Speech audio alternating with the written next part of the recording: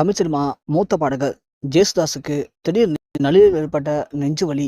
அதன் காரணமா மருத்துவமனையில் நடந்த மிக பெரும் சோகம் அனைவரையும் ஒட்டுமொத்தமா தீராத சோகத்துல மூழ்க வச்சிருக்கு.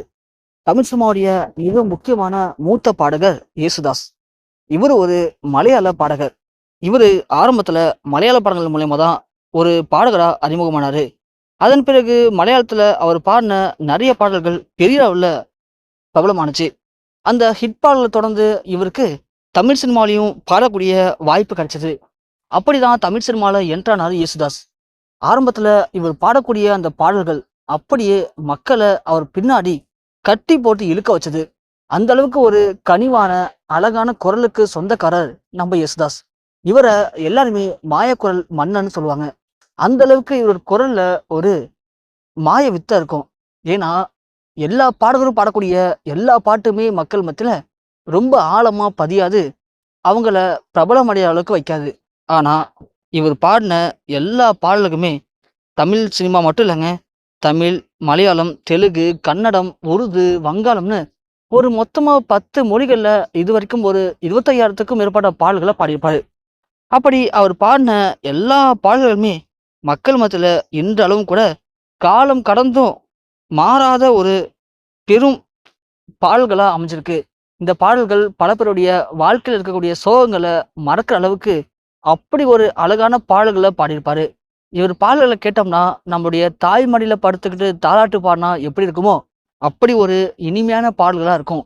எல்லா விதமான பாடல்களையும் பாடி யேசுதாஸ் இது வரைக்கும் எல்லா மொழிகளிலும் இருக்கக்கூடிய மிக முக்கியமான உயரிய விருதுகளையும் வாங்கியிருக்காரு யேசுதாஸ். இப்படி அவருடைய இசை பயணத்துல அவரு தமிழ்ல மட்டும் படங்கள்ல மட்டும் பாடாம எல்லா மொழிகள்லையும் எல்லா விதமான படங்கள் மட்டும் இல்லாம நிறைய நிகழ்ச்சிகள், அதிலும் குறிப்பா வெளிநாடுல நடக்கக்கூடிய எல்லா விதமான கலை நிகழ்ச்சிகளையும் யேசுதாஸ் கலந்துப்பாரு.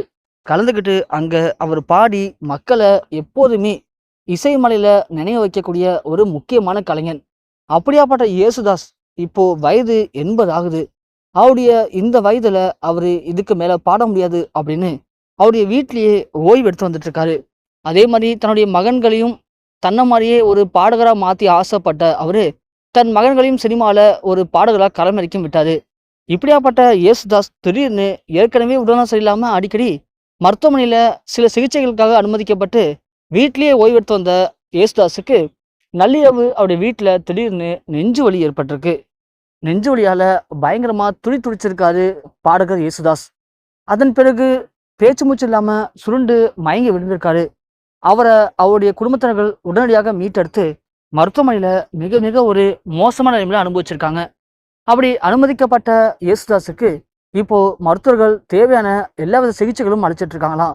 இருந்துமே அவருடைய உடல்நிலையில எந்த ஒரு முன்னேற்றமும் இல்லை அப்படின்னும், அவருடைய உடம்புல இருக்கக்கூடிய ஒவ்வொரு பாகங்களும் கொஞ்சம் கொஞ்சமா செயலிழந்துட்டு இருக்கு அப்படின்னு மருத்துவர்கள் விடுத்திருக்க அந்த மிக முக்கியமான எச்சரிக்கை அவங்களுடைய குடும்பத்தினரையும் ஒட்டுமொத்த தென்னிந்தியா சினிமா துறையும் உச்சக்கட்ட ஒரு கண்ணீர்லையும் சோகத்திலையும் மூழ்க வச்சிருக்கு.